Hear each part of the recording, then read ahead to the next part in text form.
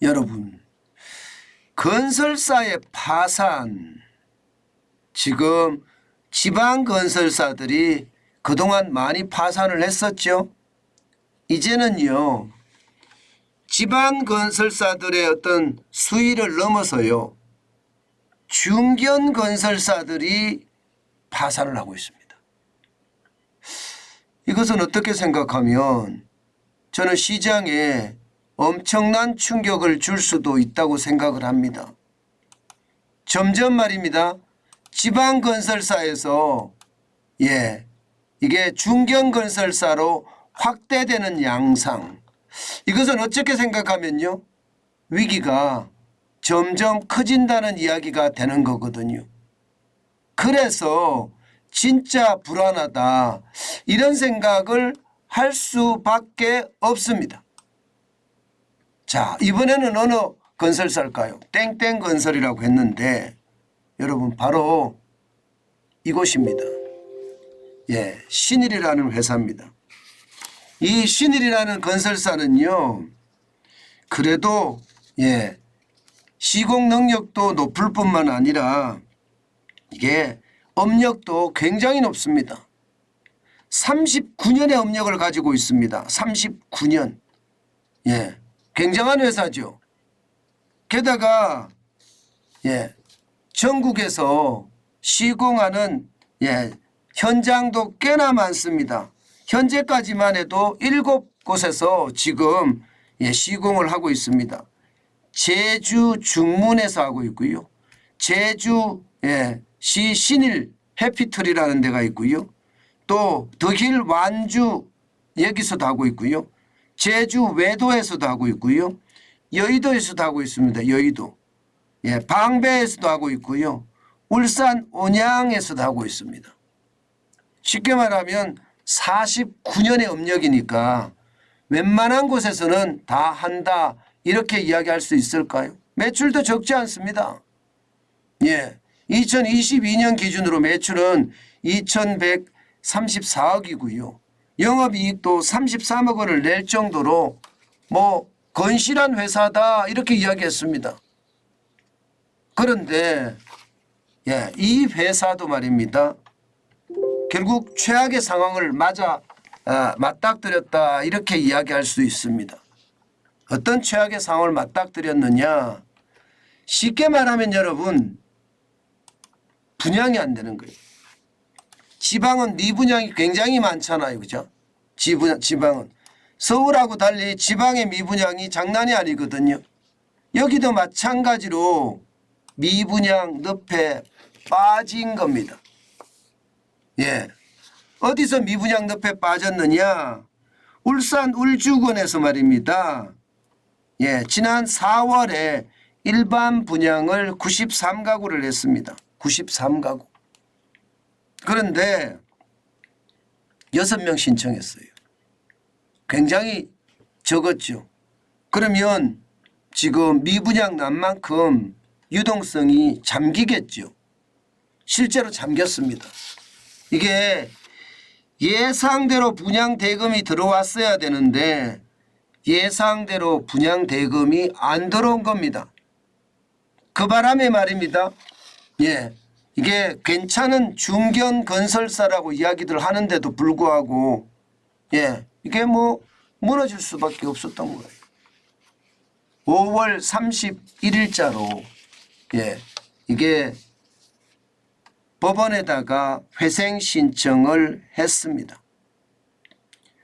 참 이것을 보면서 업력이 39년인데도 이렇구나, 그런 생각을 할 수밖에 없었던 거죠. 문제는요, 지금 미분양이 계속 늘어나거든요. 미분양 위험 수위가 쉽게 말하면 건설업체의 어떤 유동성에 문제가 생길 수 있는 그 가구 수가 이미 넘어섰습니다. 정부가 이야기하는 건 6만 2천 가구가 위험 수위라고 하거든요. 그런데 그 6만 2천 가구를 넘어선 건 작년 12월에 넘어섰습니다. 6만 8천 17가구였으니까요. 그러면서 1월, 2월, 3월, 4월 계속 7만 5천 가구, 7만 3천 가구 7만 1,000가구 이렇게 계속 지키고 있습니다. 안 떨어져요.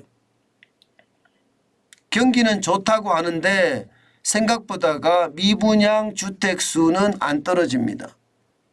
이렇게 되면 유동성 위기를 겪는 그런 기업들이 굉장히 많겠죠. 실제로 지방에서 말입니다. 유동성 위기를 겪어서 줄줄이 파산한 기업이 많습니다. 그런데 요즘은 중견업체들로 계속 확장되고 있다는 거죠. 실제 중견업체들 망하는 걸 보면 무섭습니다. 여러분 보시는 것처럼 2022년 9월입니다. 우석건설이 지방업체입니다. 충남업체입니다. 도급 순위는 202위였는데 망했습니다. 그리고 그해 11월에 동원건설산업이 도급 순위가 388입니다. 여기가 망했습니다. 그리고 올해 들어서서는 지금 줄줄입니다. 지난 2월에 대우조선해양건설 이거는 83인데 망했고요. 그리고 3월에는 HNINC 현대 계열의 건설사입니다. 133인데 망했습니다. 4월에는 대창기업이 109인데 망했고요. 이번에는 114위인 신일이 지금 법정관리에 들어간 거죠. 진짜 엄청나죠. 중견건설사, 지방건설사에서 이제는 중견건설사로까지도 확대되고 있는 모양새잖아요. 이게 생각만큼 말입니다. 위기가 끝난 게 아닙니다. 지금 언론사에서는 이런 기사들이 안 나오잖아요. 안 나오는 이유가 여러분 이미 뉴스가 아니기 때문입니다. 뉴스가 지났어요. 워낙 많은 기업들이 망하니까 이거를 다 이리저리 쓸 수가 없습니다. 실제로 말입니다. 도급순위 300위 밖에 있는 기업들은 지금 굉장히 빠른 속도로 망하고 있어요. 실질적으로 보세요 여러분. 올해 지금 어떻게 될 것인지 진짜 충격적인 사태가 일어날 수도 있다 이렇게 예상을 합니다. 2020년에는 1658개가 망했다. 폐업 수치입니다. 그런데 2022년에는 1909개잖아요. 문제는 올해입니다. 올해 현재까지 보면 말입니다. 지금 930개가 망하고 있습니다. 전문건설업체 또 종합건설업체 합쳐서 말입니다. 작년 1분기가 810개였으면 올해는 930개니까 14.8%가 오히려 늘어나고 있거든요. 이렇게 되면 올해 건설사 폐업 수만 3,000개가 넘어설지도 모른다. 이런 암울한 전망까지도 나오고 있습니다. 경기가 좋다 하지만 사실 주식시장은 굉장히 좋은데요. 지금 실물시장은 여전히 어렵다. 어려워도 너무너무 어렵다. 이렇게 얘기할 수가 있습니다.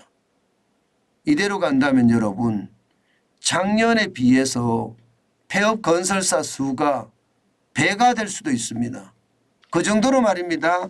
건설사들이 지금 버티지 못한다는 거예요. 이게 유동성이 막혀버리면요. 쉽게 말하면 자재대를 줄 수가 없습니다. 자재값을 줄 수가 없습니다. 시멘트도 가지고 왔고요. 콘크리트도 가지고 왔고요. 철근도 가지고 왔고 수많은 자재들을 가지고 올 거 아니. 이 자재대를 못 주면 결국 말입니다. 부도 처리가 되는데 지금 신일도 그렇게 망했고요.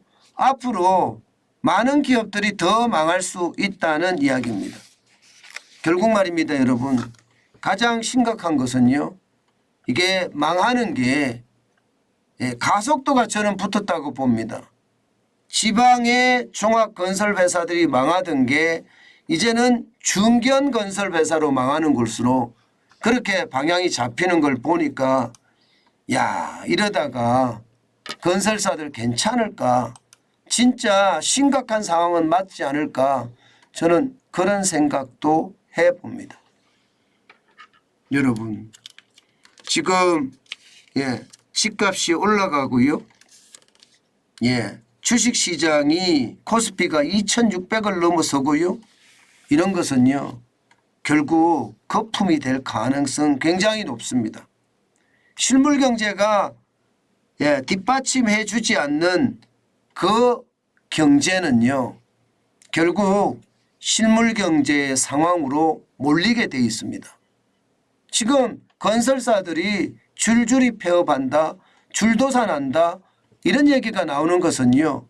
현장이 심각하다는 뜻입니다. 결국 현장의 어떤 상황이 이제 자산시장으로 확대되려면 시간이 좀 걸리겠지만 분명히 그렇게 확대될 겁니다. 그때 그 충격은 어느 누구도 감당하지 못합니다. 저는 그 충격이 낮은 충격으로 왔으면 좋겠어요. 이게 강한 충격으로 오면 우리 경제 진짜 박살나거든요. 진짜 힘들어지거든요. 그만큼 말입니다. 지금 상황이 건설업체 쪽에는 좋지 않다. 그렇게 말할 수 있을 것 같습니다. 여러분, 현장의 어떤 상황이 이렇게 나빠진다는 건 우리가 반드시 말입니다. 대비를 해 가야 된다는 뜻이에요. 그냥 아니 뭐 주식시장 좋은데 뭐 부동산 가격 올라가는데 뭔 걱정이야. 이렇게 시장을 대응하다가는요. 자칫 잘못하면요. 낭패를 당할 수도 있습니다. 시장의 분위기를 제대로 읽고 거기에 대한 대처를 하는 게 굉장히 중요합니다. 제가 실물경제가 안 좋다는 이야기를 참 많이 하는데요. 현실입니다. 이 실물경제가 좋아지는 날이 경제가 바닥을 친 날이 아닐까 저는 다시 한번 생각해 봅니다.